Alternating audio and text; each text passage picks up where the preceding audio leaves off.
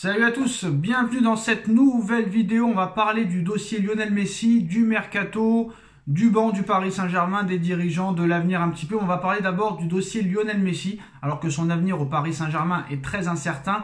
Il est en fin de contrat cet été, au 30 juin. L'Argentin serait toujours dans le viseur d'un club saoudien, une équipe à laquelle son clan réclame une véritable fortune. Alors restera pas. À 35 ans, Léo Messi arrive à la fin de son contrat avec le Paris Saint-Germain. L'Argentin ne manque pas d'offres, mais son choix est cornélien. Le FC Barcelone pousse pour le faire revenir en Catalogne, mais la santé financière actuelle des Blaugrana laisse à désirer, tout comme leur capacité à briller en Ligue des Champions. Ça fait 2 années d'affilée qu'ils ne passent pas les poules, donc c'est assez compliqué, car si Messi décide de quitter le Paris Saint-Germain, il espère retrouver un club capable d'aller très loin dans la même compétition, surtout la Ligue des Champions.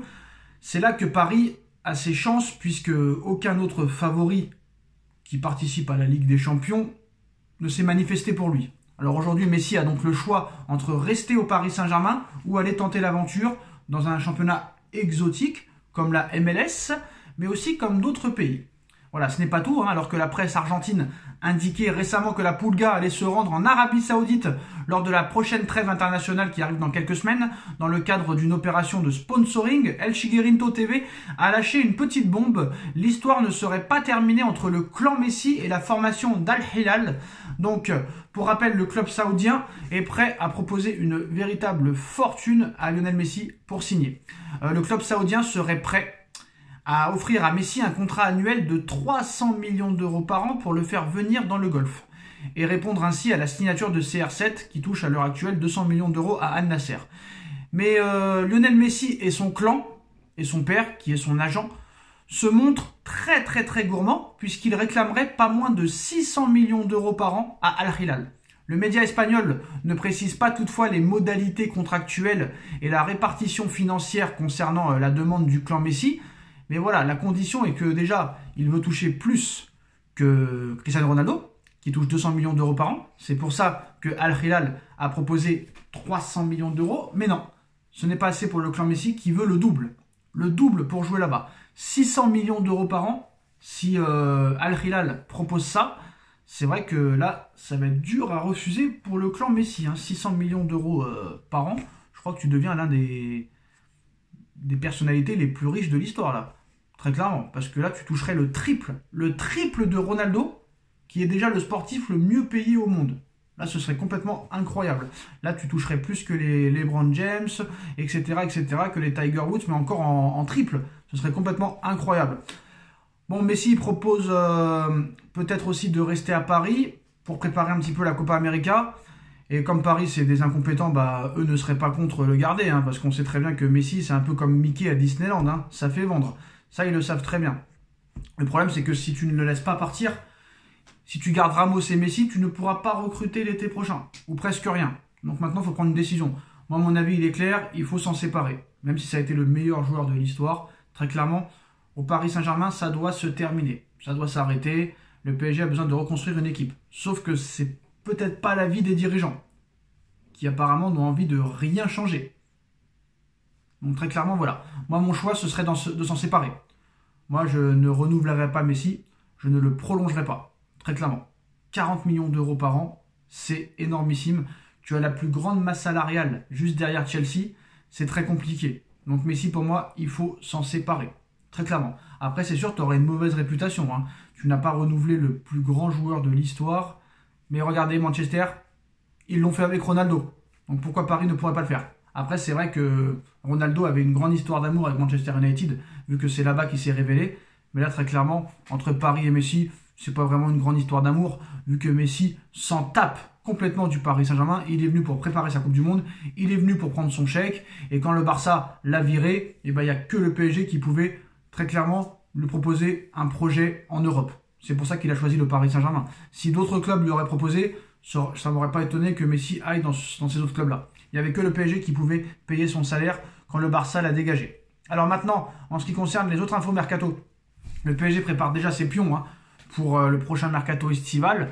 Alors, on ne sait pas réellement si les informations sont réelles ou non. On nous explique que Paris n'aura pas d'argent pour recruter s'ils ne vendent pas. On sait qu'il y a beaucoup de joueurs en prêt qui vont venir, mais là on nous explique que le Paris Saint-Germain est sur le dossier Osimhen et qu'il faudra débourser minimum 100 millions d'euros. Donc c'est un petit peu tout et son contraire. À Paris, la gronde monte de plus en plus. La nouvelle élimination en huitième de finale contre le Bayern, combinée à celle en Coupe de France face à l'ennemi juré Marseille, plus un jeu complètement inexistant, ne plaisent pas aux dirigeants.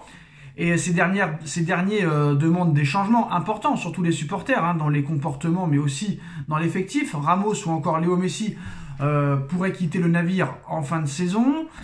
Eux qui sont tous les deux en fin de contrat le 30 juin prochain. Donc il va falloir vite prendre les décisions. Excusez-moi, j'en bégaye. Alors l'économie de leur salaire pourrait en plus permettre à Paris de faire quelques belles opérations sur le marché des transferts estivales. Luis Campos a déjà quelques idées, parmi elles Bernardo Silva, Manu Koné et surtout Victor Osimhen. Il faut dire que le Nigérian cartonne sous les couleurs du Napoli avec 21 buts marqués en 27 matchs cette saison, toutes compétitions confondues. Alors, y a-t-il de l'espoir? Chelsea, le PSG et les deux Manchester sont très intéressés par Osimhen. Alors, le Bayern n'en veut pas apparemment, le Bayern n'est pas intéressé. Luis Campos, selon Sky Germany, s'est mis en tête de tout donner pour recruter l'attaquant napolitain, qu'il avait en plus fait venir à Lille en 2019 pour convaincre Naples de lâcher Osimhen, encore sous contrat jusqu'en 2025. Le PSG devra sortir le chéquier alors qu'un montant supérieur à 100 millions d'euros est attendu par les dirigeants napolitains. Le média rajoute que des discussions ont bel et bien été entamées entre le Paris Saint-Germain et le clan d'Osimhen concernant une future arrivée dans la capitale française. Mais dans ce dossier, Paris aura de la concurrence puisque Chelsea et Manchester United et City sont également sur le coup pour ne rien arranger. L'ancien Lillois n'a jamais caché son désir et sa préférence de jouer un jour en Première Ligue. Ce sera donc au Paris Saint-Germain de trouver les bons arguments, sachant qu'une future association avec Kylian Mbappé a de quoi faire mouche. Mais il faudra avant ça faire de la place en attaque et faire partir certains gros salaires, dont Léo Messi, Sergio Ramos et d'autres font partie, comme Wijnaldum, Abdou Diallo, Levin Kurzawa, Mauro Icardi, et j'en oublie certainement, Julian Draxler, etc., etc. Et ça va être très très très compliqué. Donc pour moi, honnêtement, je ne vais pas vous mentir, ça s'annonce très compliqué pour le prochain mercato. Moi, je pense qu'il ne faut pas s'attendre à des choses exceptionnelles. Après, tu as déjà fait des mercatos XXL, ça n'a pas marché. Bon, est-ce que le PSG peut s'arranger avec Séphérine? Je ne pense pas. Donc ça va être très très compliqué. Quand tu vois que tu n'arrives pas à vendre plus de 5 millions d'euros un Pablo Sarabia, qui vient de faire la Coupe du Monde, je ne sais pas comment tu vas faire pour vendre aussi les autres joueurs. Ça va être très très compliqué. Tu vas devoir donner 36 millions d'euros à Reims pour Hugo Ekitike. Donc je ne sais pas si Luis Campos a les compétences pour faire cet exploit-là. Très clairement, et on a vu que l'année dernière, tu as viré Di Maria alors que tu aurais dû le garder, tu ne l'as même pas remplacé. Tu as acheté un joueur 36 millions d'euros alors que tu avais presque aussi bon que lui avec Kalimundo. Donc voilà, tout a été raté. On verra ce qui va se passer, mais moi, j'attends pas grand-chose de ce mercato d'été et je pense que ça va être très compliqué de remodeler et de métamorphoser l'équipe. Voilà les postos, c'est la fin de cette vidéo. Dites-moi en commentaire ce que vous en pensez. On like, on partage, on commente, on s'abonne et on se retrouve très vite pour une nouvelle vidéo. Tchuss.